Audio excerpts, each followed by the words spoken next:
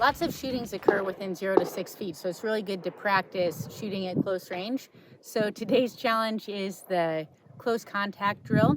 So what you're going to have to do is, with your support hand, hit the target, and then as you're drawing, come back safely, unholster, back up, and move off the X either right or left, shooting five rounds.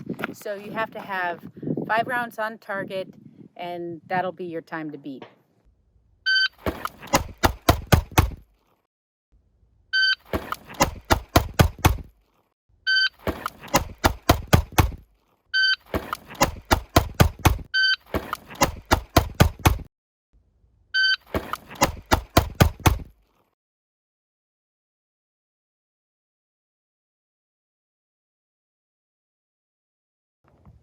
All right, so we got 5 good hits.